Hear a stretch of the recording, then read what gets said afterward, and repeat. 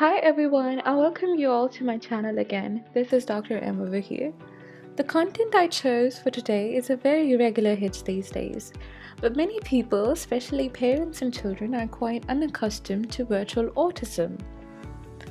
The contents of today's discourse will be the following.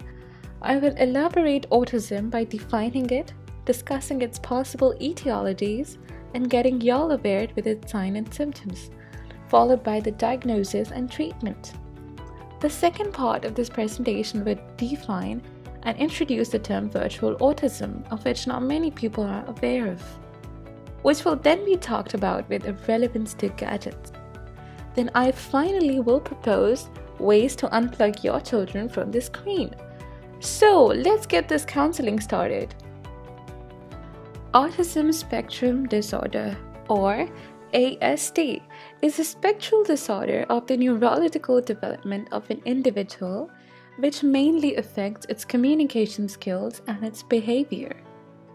So the scope of ASD is quite variable, as you guys can see here, the flower spectrum, which shows that it affects their language abilities, their sensory functions, their motor skills, and their cognition, which also suggests that high or low isn't a good measure of determining an ASD patient. Every individual with autism is unique in its own way. Moving on to the etiologies, the two known causes of autism are genetic, and when those genes interact with the environment, the environmental cause kicks in. So how can you rule out autism among so many known neurological developmental disorders?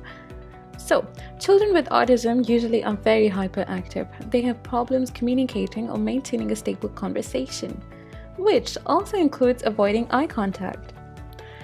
Basically, children with autism prefer solitude and they love being isolated. And most of them are smarter than average people. It's just that their brain works unlike us common people. Now, by observing the signs indicated previously, we can easily evaluate the neurological development and behavioral adaptation of the child, and assess it closely to rule out the diagnosis of ASD.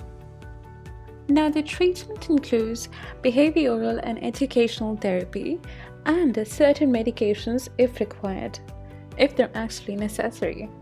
Moving on, virtual autism, or VA, is when the development of the child mimics autism-like symptoms, which may be due to increased screen time during the early years of the child's development.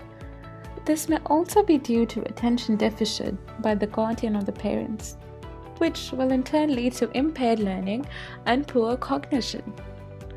So, the pitfall of gadgets when speaking specifically of virtual autism constitutes of number 1, eyesight weakness, aggressive behavior due to the addiction, followed by academic decline, and consequently overall well-being fades away like old memories. Now, how to unhook all those kids cling like beetles over smart devices? Well, I'll set forward some suggestions. So firstly, parents should encourage outdoor sports. Then, to schedule their screen time to when necessary, the screen time being spoken about the children, not the parents.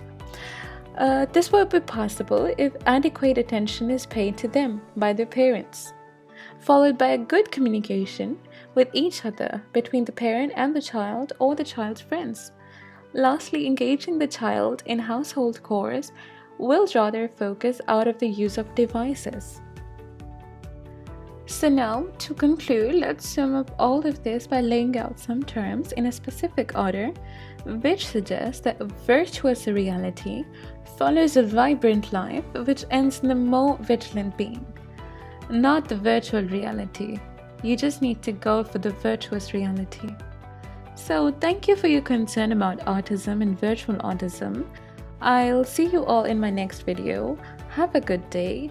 And you can scan my Instagram QR code, which is on your screens, or click the link down below, which will redirect you guys to my Instagram page. Thank you for watching. Please like, share, and subscribe. Bye bye.